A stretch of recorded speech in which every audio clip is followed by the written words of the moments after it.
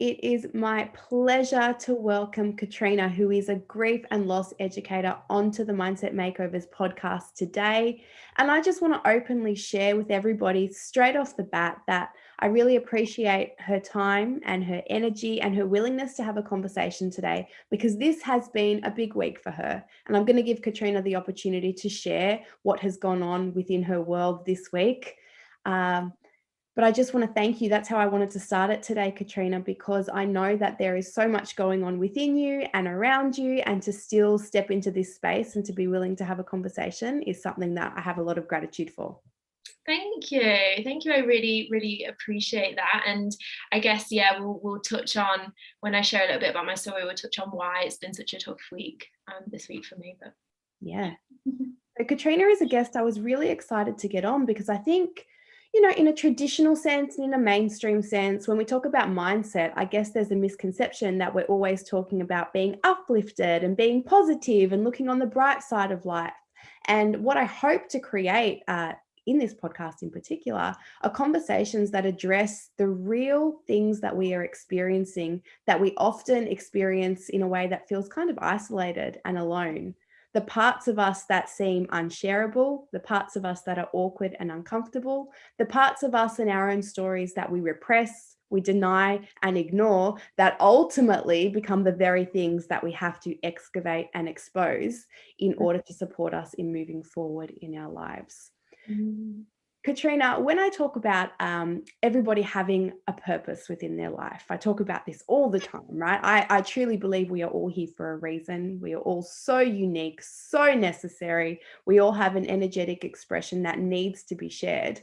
And it's my belief that, we can come into our soul's purpose in a number of ways. For some of us, we take a leap, right? We just make a decision and we go for it. We feel compelled, inspired, drawn towards something, and we leap into it. Others have a slower transition. So it might be like the side hustle of the soul that slowly becomes the thing that they do more often than not. And then for others, it's the accidental purpose, the thing that kind of just occurs in their life out of the blue, that becomes the jumping point for who they are and what they do. I feel like that is a perfect way to introduce you. If you wanted to just share a little bit about who you are, what matters to you, and where that has come from, I think that's a nice place to start.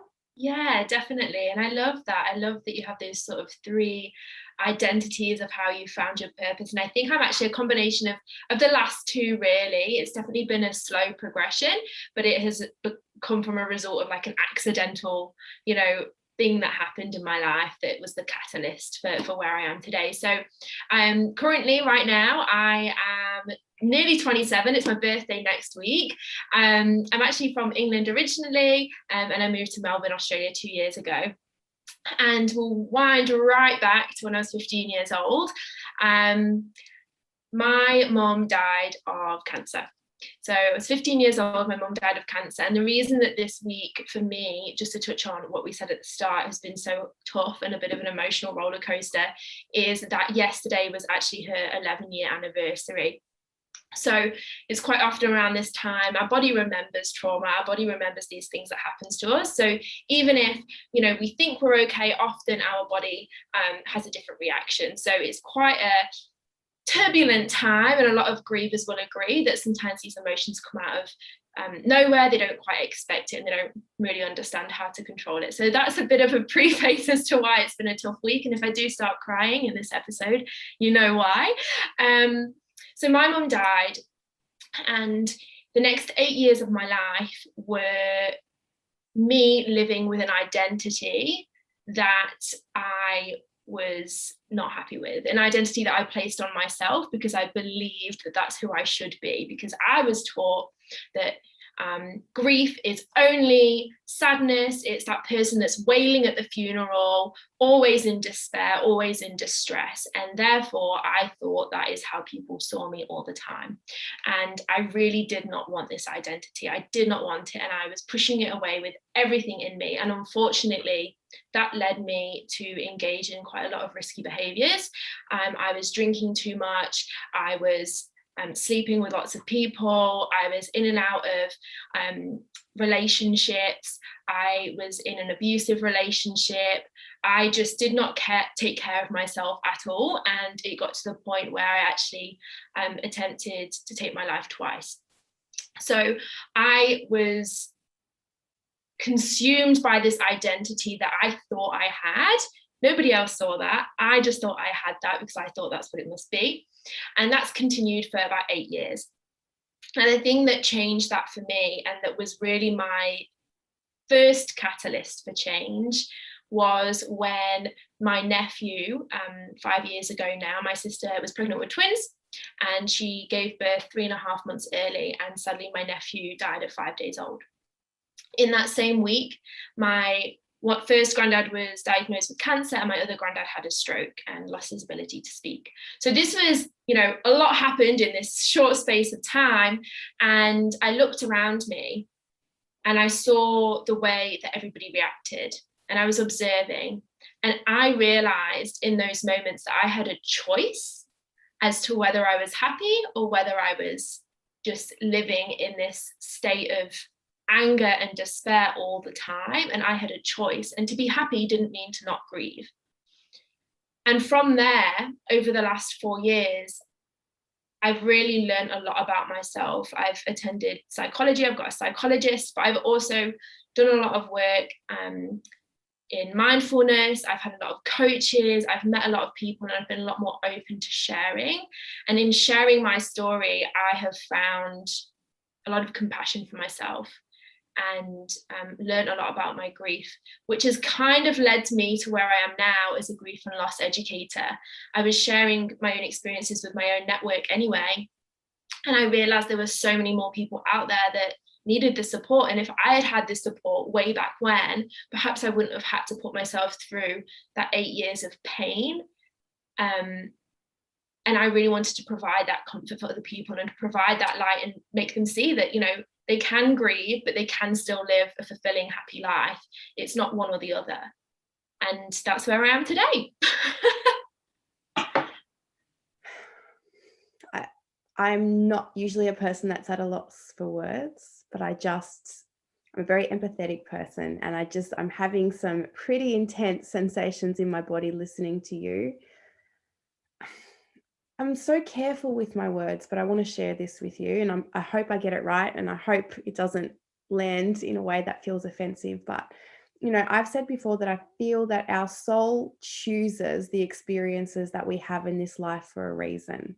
And sometimes it makes no sense. And sometimes it's just fucked up. And sometimes the cards that some of us are dealt are such a hard game to play, that statement that our soul might have chosen this for ourselves, it just seems so unfair and so unreasonable. So I want to thank you for experiencing all of this in your life, and for being willing to try and learn how to transform your experience into something that is going to serve others. No, that was lovely. I think I was just going to say, I hate the statement, and I think I actually saw it on your social media page that you maybe had shared it, that someone was saying the statement that everything happens for a reason can be so uncomfortable for someone who is experiencing grief. Did you want to touch on that a little bit?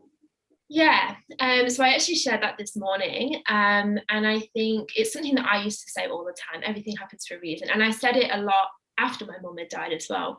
And more recently, it's a statement that I'm not comfortable saying myself, but I do appreciate other people's perspectives. And if that sits right for you and it brings you comfort, and it works for you, I think that's great. And I think it's okay to share that.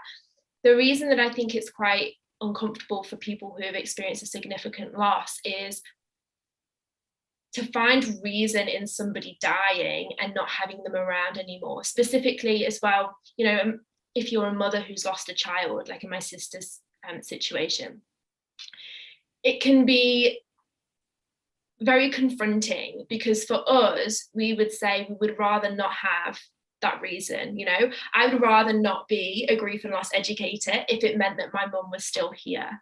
And I think that is why sometimes it can be quite uncomfortable or confronting, or some people might get upset by those words. Personally, I don't say them to people, but I do believe that I can find purpose in what happened. Like, I don't have to like it, and it doesn't mean that I wish that, you know, she died, and I'm grateful that that's happened, but I'm able to find like a reason in it, if that makes sense. Absolutely.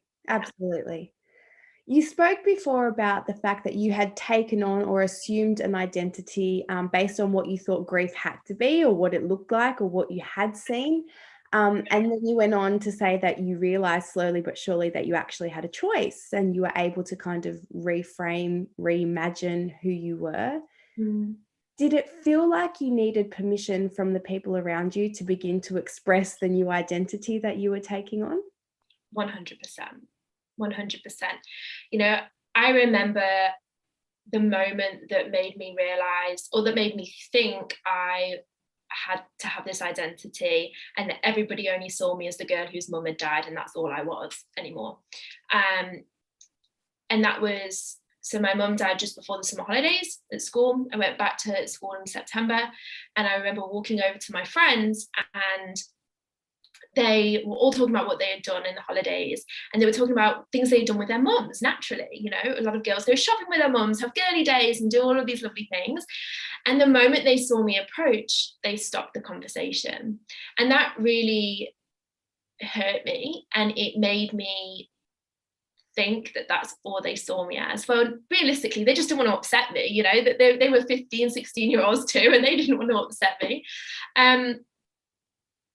Over the next few years, I also had a lot of comments that, you know, if I was ever laughing, or I ever seemed to be having a good time, and then maybe a few hours later I was upset or emotional, people would say things like, you know, you're just after attention, you were laughing a few hours ago, or you can't be grieving, you can't be missing your mom because, you know, you seemed fine earlier on. And a lot of that has actually to do with the way that young people process grief and process loss. We do a lot of puddle jumping, and to people outside of that, they may not necessarily understand. And that's why often parents think that, you know, their children are coping just fine because they're doing that puddle jumping. They might cry, and then literally 2 seconds later they're laughing, playing with their toys as if nothing ever happened. So I had a lot of that. So I believed that I couldn't actually show any of that pain that I was feeling, because people would think that I'm after attention, or, you know, people would put this label on me. So I decided to try and push away this identity of what grief has to look like, to do the complete opposite, just be the life and soul of the party all the time, the one that looks like I'm carefree, I don't care what people think, always happy, always joking. And inside, I was absolutely crumbling. I was so lost, and I was so hurt. And until I saw my sister, I think it was the main one was my sister, seeing her, you know, laugh and have fun with her friends, and also have this joy with her other child, because my niece, you know, she was still alive, she's still here. I realized, like, you can have both and they can coexist. She had experienced the birth of a child and the loss of a child all at the same time. And so it really opened my eyes to that. So I think that experience and seeing my sister gave me that permission. And I don't know if without that, sadly, I would have noticed that or learned that in myself. What were some of the behaviors that changed within you when you decided that you were going to just be more mindful of what else was available to you to feel? I, first of all, ended the relationship that I was in, the abusive relationship. I realized that I didn't have to, I realized it was a reflection of how I was feeling in myself, and I didn't want to feel that anymore. I realized that, you know, I've spent the last 8 years of my life forcing myself to be unhappy, really.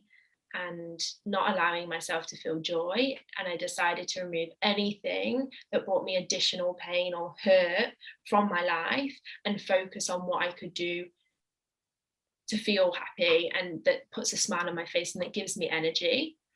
I've also really cut down on my drinking. That's only in the last year.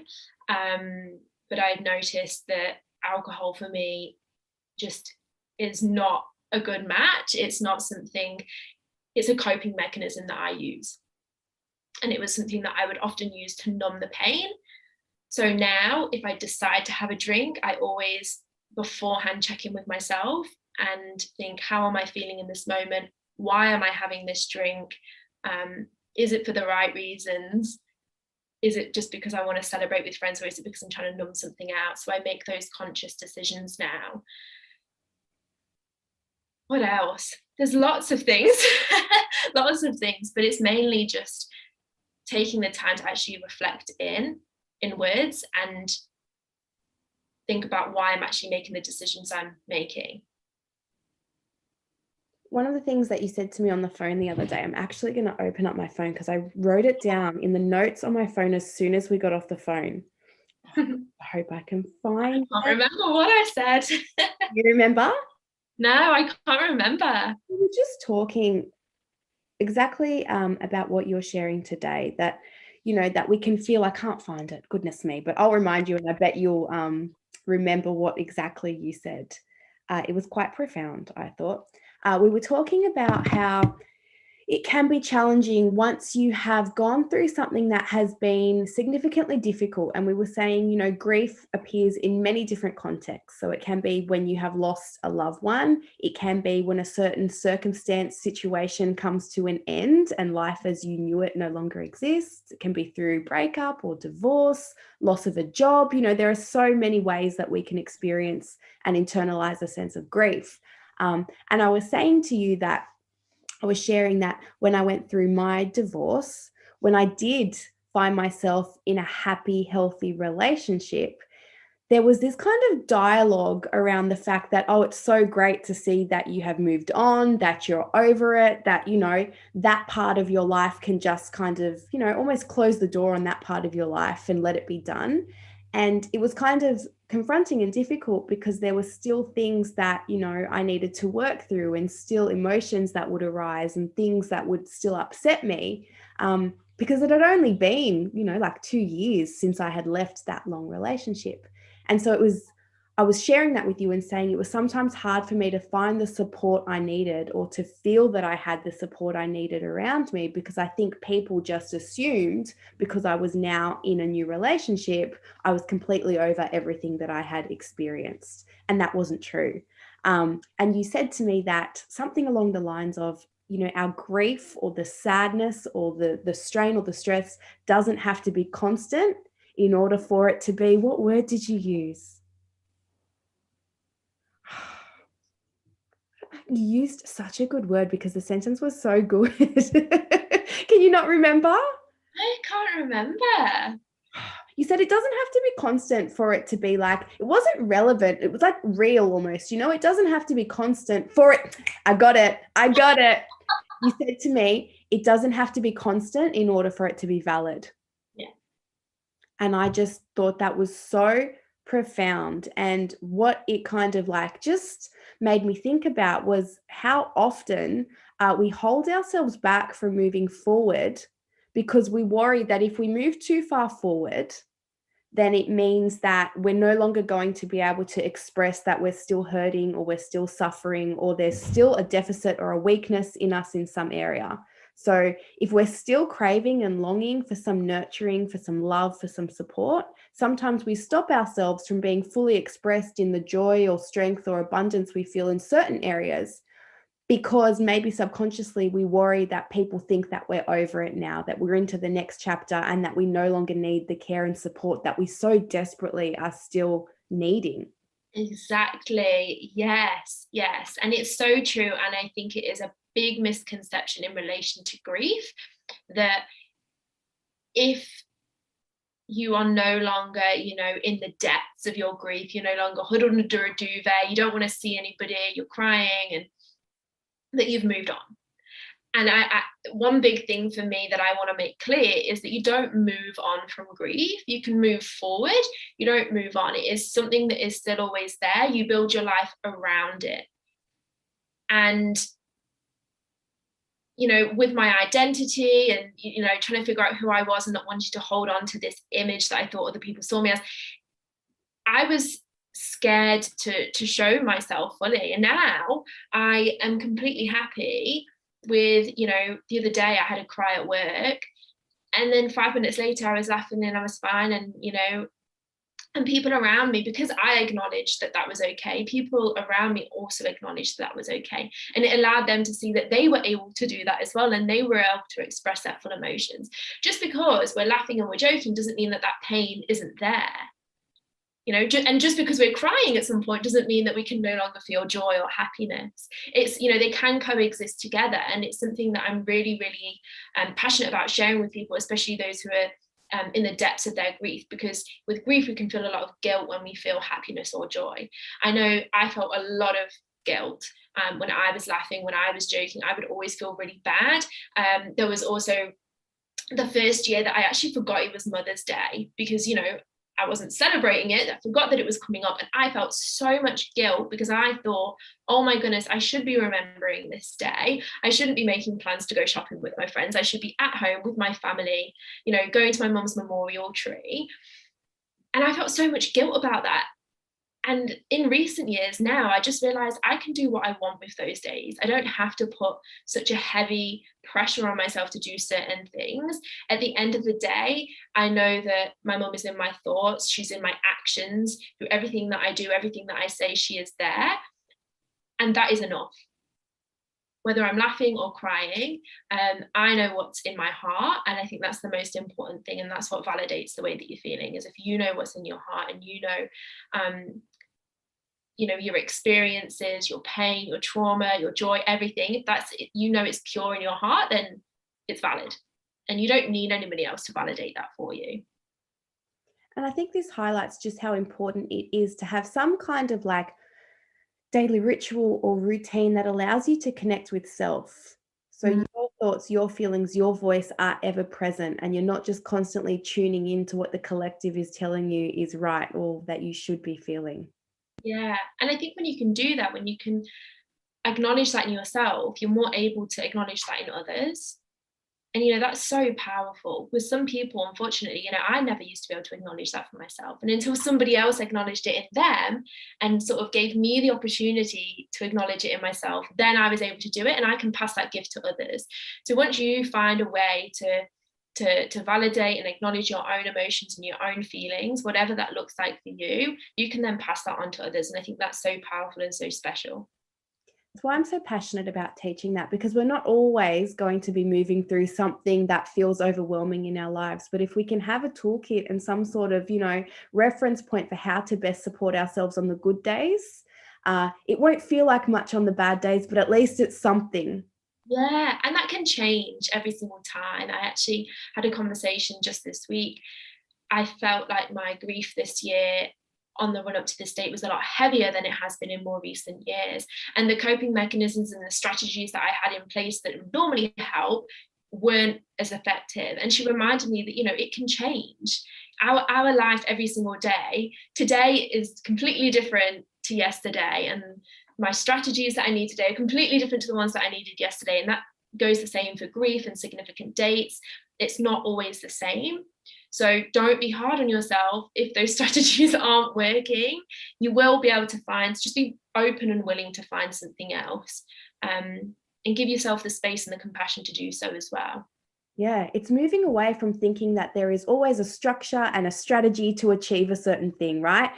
We're such a society that is outcomes focused. And when it becomes, you know, an exploration of how can I best support myself, it's about just embodiment of your truth. And there's no formula for that. There shouldn't be a rigid structure. Your connections to self actually shouldn't be a to-do list that you're kind of ticking off every day. It doesn't have to look like that. And it shouldn't look like that if it's actually going to be a true reflection of what you're experiencing in the moment you're in. I think it's cool to kind of like try new things and have a a plan for what we think is going to support us, but we don't know on any given day what we're going to be feeling, what we're going to be thinking, what we're going to be experiencing.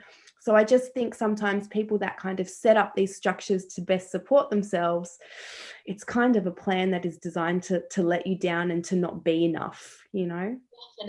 Definitely. And I think sometimes that's why the lead up to days that might, you might expect to be hard can actually be harder than the day itself, because you put all of this pressure on yourself. This year for Mum's birthday, so her birthday would have been in January, and I remember I was like, I'm going to bake a cake, I'm going to do all of these nice things that my mum would have done, I'm going to go for a big walk, and it ended up being like 40 degrees, and baking a cake was the last thing that I wanted to do, and I just decided not to. I thought, this doesn't feel right for me today. I'll do it next week. It's fine. And the thought is still there. The meaning behind it is still there. And instead, I pretty much just sat there all day, went in the paddling pool a little bit with the dog, didn't do too much. And that felt right to me in that moment. So don't put so much pressure on yourself that you have to do something just because you initially planned it to be that way. It changes. I think we do feel like we have to justify the things that we're doing sometimes. Yeah. I wanted to share on the podcast here today and in this conversation that when my grandmother passed away, because of COVID restrictions, I currently live in Victoria. She lives in New South Wales. It was uncertain as to whether I was going to be able to attend the funeral. And in the end, I wasn't able to attend her funeral. But in the lead up to that, what I had to acknowledge was the very real truth that I've moved to a different state away from my family for a reason. And when I thought about coming to her funeral and being present for that funeral, there was so much resistance within me. There was no part of me that actually wanted to do that. And I could feel that I was only considering that because I felt obligated, because I knew that's what was expected of me. And a funeral, I suppose, is an opportunity for you to, I don't know, honor the life of your loved one, to be seen to honor the life of your loved one. And I just had this very honest dialogue within myself and my grandmother. I suppose I held her in my thoughts as I had the dialogue within me. And I thought, like, if I go to this funeral, I wouldn't be satisfying myself in any way. In actual fact, I'd be betraying my own needs and the boundaries that I've set for myself and my life. It's actually not going to serve my grandmother in any way for me to do that. So any story that I'm telling myself that it's for her is pretty untrue, to be honest. And that it was okay for me to come up with my own way to honor her. And it was okay for me to just say, I actually don't want to attend this funeral, even though it's what is expected, even though that's what everybody else is going to do because it's expected, that I actually had the choice within my own life to be at peace with the decision that I was making, that this wasn't something that I wanted to do. And it felt like liberating. I actually said to my husband, I think it's the first truly adult decision I've ever made for myself, where I've just sat and thought, like, what do I want to do? What's going to be in my best interest, not just in that moment, but afterwards. Because it wouldn't have just been being uncomfortable around family that I didn't want to be around at the time. It was going to be the fallout I knew would eventuate, because I've experienced that enough times within my life to know exactly what was going to happen. And so making that declaration and that decision within myself that I actually get to choose what death means to me, how I'm going to honor her life, how I'm going to be in communication with her after her passing, it was liberating. And it has actually deepened my spiritual connection with self, and I think even with her and the universe. And so her death really offered me an opportunity to just turn inward and question what was real for me rather than what was expected of me. And I think when we can start to live our life following the breadcrumbs of what is right for us, what feels true for us, what is meaningful for us, instead of just following the path that has always been taken, it feels good. Yeah. No, I think it takes a lot of courage to do that. I think it takes a lot of courage to follow what's right for you and put those boundaries in place for you to know and understand what it is that you need. Because as you say, it's not going to honor her if you're going to something in the back of your head thinking, I don't want to be here. That's only going to maybe make you feel guilty, and it's going to make you feel bad. So if you can find a way to honor her and remember her in your own way, that's the best way you can do it. And that's the only way that anybody can ask you to do it. I had friends that didn't attend my mum's funeral, that didn't come and say goodbye to her in the hospital, very, very close friends of mine and hers. And they did that for their own reasons. And that's what they needed to do. But I know that they remember her and they honor her in their own way all the time.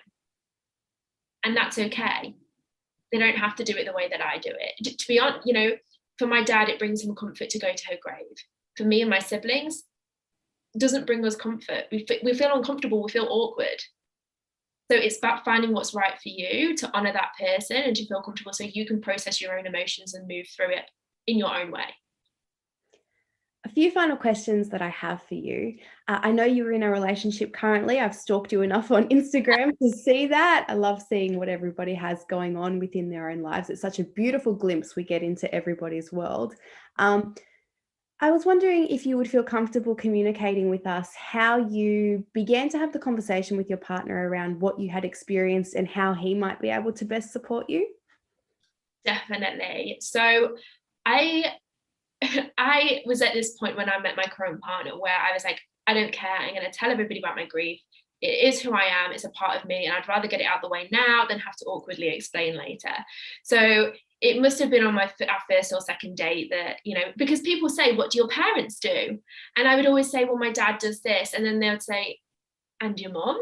And, you know, you'd have to say, and there's that, you know, uncomfortable conversation that you have to navigate. My partner is a man of very few words. And, you know, he would be the first to admit that he doesn't quite understand or know how to support people emotionally. And that is something that, you know, we've worked on a lot together and something that we've spoken about a lot. I am just very clear with him, you know, what I need in that moment. I've realized that not saying it and just hoping he'll guess isn't effective. It's only going to hurt me. It's not going to hurt him. It's going to hurt me. It's going to upset me. So I now just say, this is what I need. He's learned to ask me, what do you need? And I tell him, but I do recognize that in your early stages of grief, you don't know what you want. And this can be where quite a lot of problems arise because the person there doesn't know how to support you, but they want to support you. You don't know what you need for support, but you expect them to know. And it can be this juggling act. And I think the most important thing is just communication. Both people understanding. I think that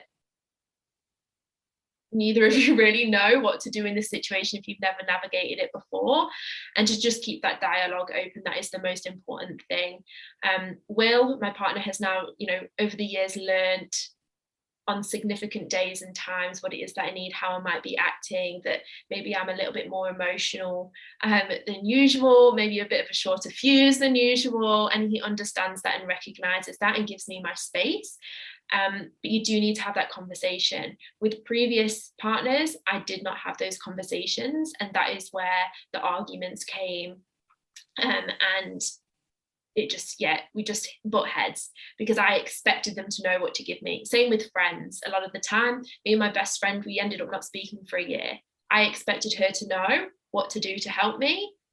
She wanted to ask me, but was scared to. She didn't know how to help. And it just puts a lot of pressure on each other. So it's that dialogue, I think, is really, really important. I think it's such a turning point in relationship when you realize how important that distinction is. When we want something from someone and we're not getting it and we can get upset about it, it's so useful to just ask ourselves, you know, is this an expectation I have or has it been an agreement? Yeah. And I think if we ask ourselves that question more often than not, we realize like, oh, I'm getting worked up about this thing that I thought that they should be doing, but we've never actually agreed that that is something that they were going to do. Yeah. And we're two very different people, me and my partner. And I know you've actually, just before this, I was listening to a previous episode that you did and talking about love languages. And we have completely different love languages. And we have to respect that, and we have to acknowledge that with each other. Don't be afraid to say, this is what I need. If they can't meet those needs after you've had a discussion about it, you either then need to talk about it again, or you need to maybe just reassess.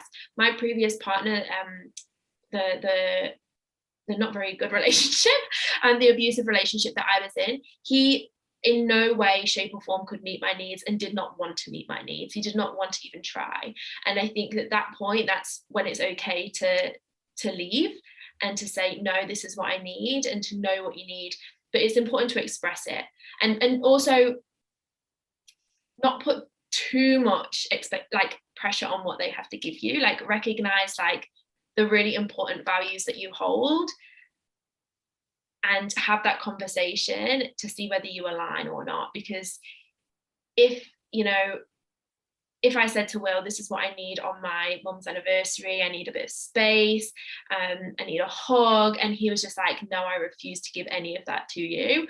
I do not want to give it to you. Or even if we've just had a conversation about it multiple times and it's just never met, it's a hard decision to make, but sometimes you just have to,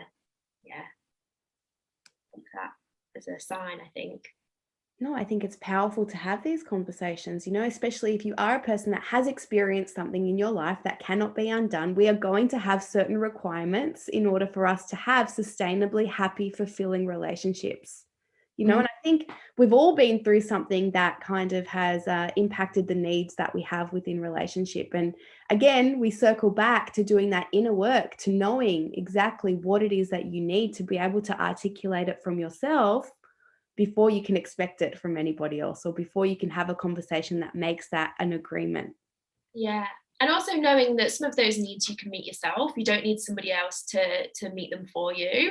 I put a lot of expectation and pressure on somebody else making me happy until I realized that I actually need to make myself happy first before anybody else can do that, because nobody's ever going to make me happy if I'm just miserable all the time anyway. No matter what they do, I'm always going to circle back around to being miserable or angry or upset.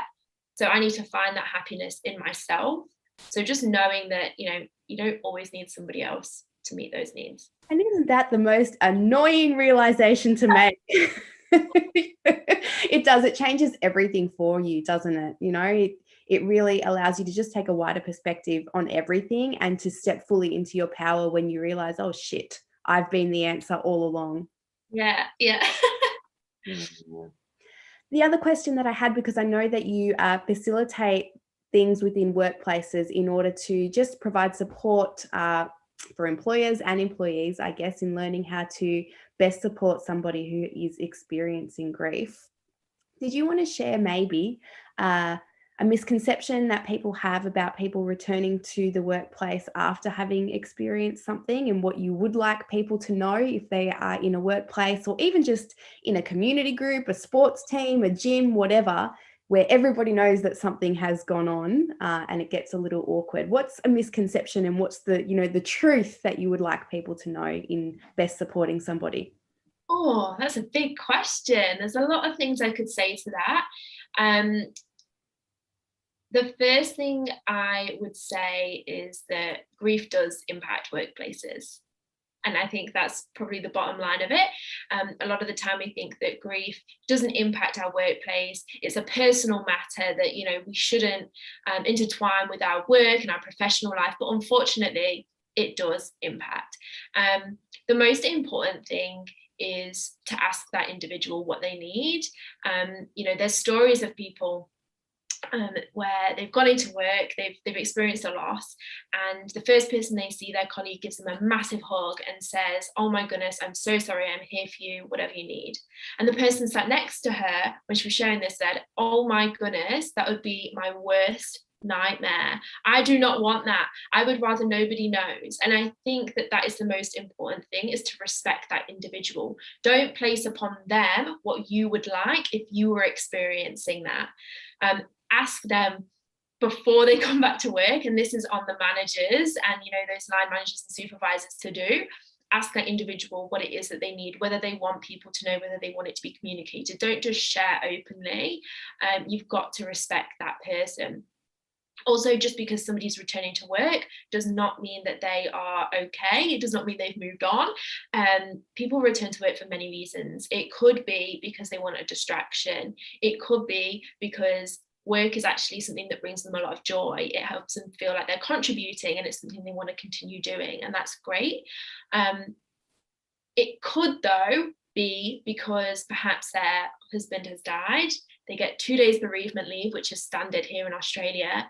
and they need financial support, so they have to keep on coming to work, and actually they're not ready. It could be because their managers or their colleagues have made them feel guilty because their workload has fallen on their heads and their shoulders. So there's many various reasons why people return to work, and yeah, unfortunately a lot of the time it is the latter, because of guilt or financial stress. If people choose to come back to work for reasons such as it brings them joy, or they want to contribute, that's fine, but just be mindful of the fact that emotionally, mentally, physically, that they're still probably impacted by that grief and that significant loss. So have that flexibility, have that empathy with them, to acknowledge that.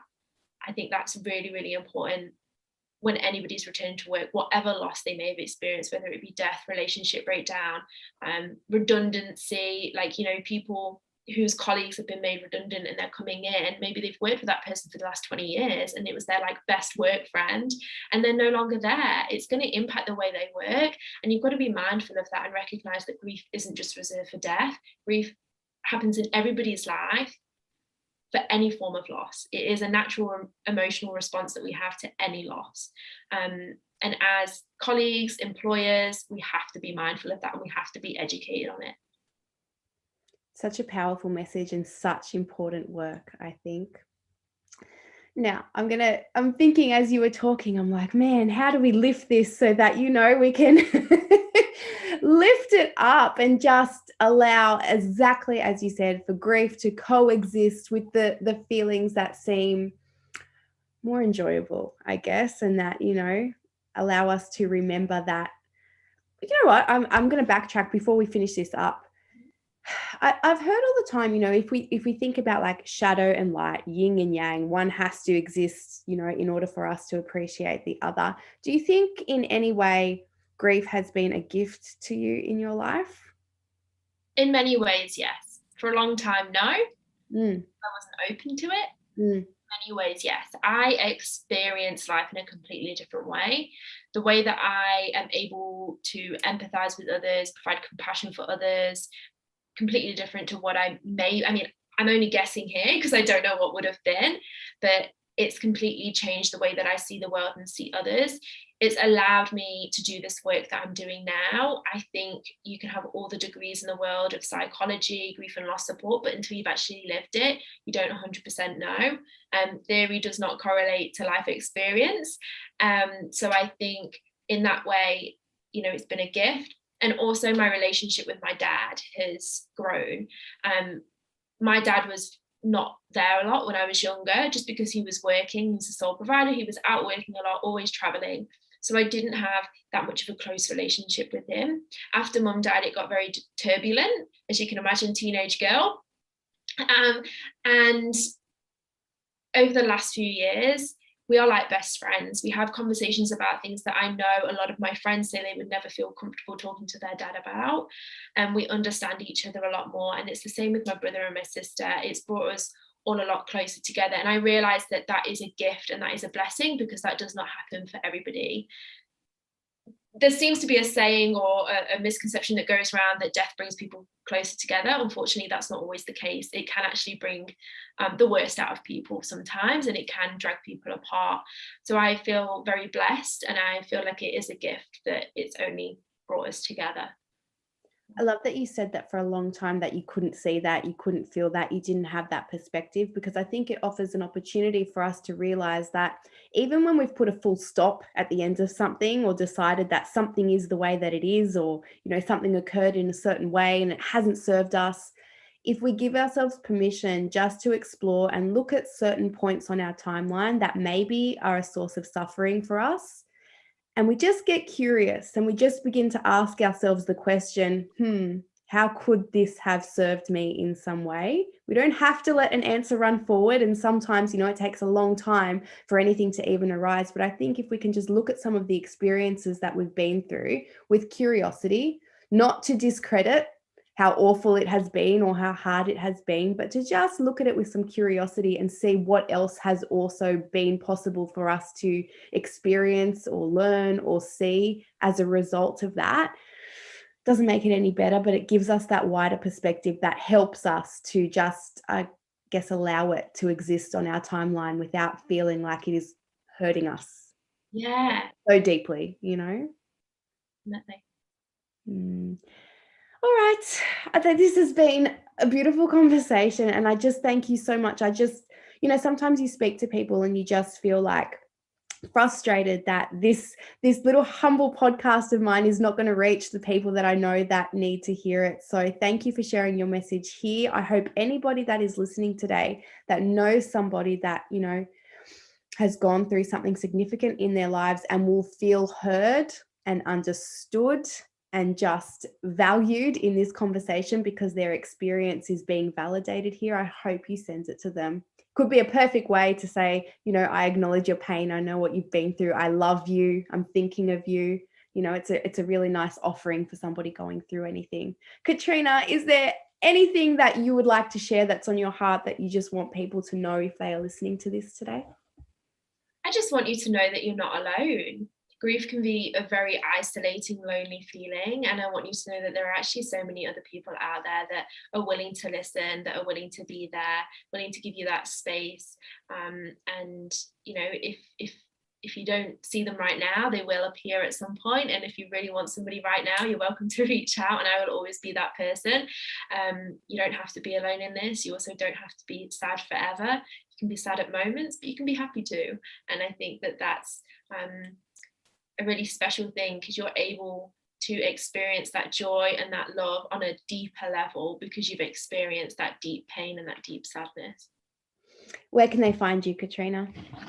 Instagram is my main go-to. So just reach out on there if you ever want to have a chat, speak. Maybe you know somebody who's grieving and you're not quite sure how to support them or what to say, because that can be quite scary and uncomfortable sometimes too. Just pop me a message. I'll always respond. I might be a bit slow at responding, but I will respond at some point, I promise. I appreciate you, appreciate your energy. Thank you for sharing your story and your wisdom with us today.